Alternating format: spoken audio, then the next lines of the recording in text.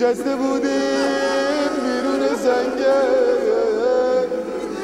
یهو دیدم یکی از بچه ها کتفشو گرفت افتاد روی زمین، داد میزد گفت سوختم از بالا زدنم.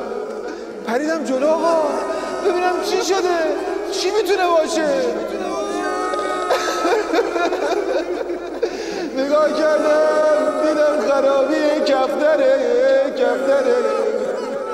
کفتره کل بسر وای وای، این خبر از من ببر وای وای. کفتره کل بسر وای وای، این خبر از من ببر وای وای.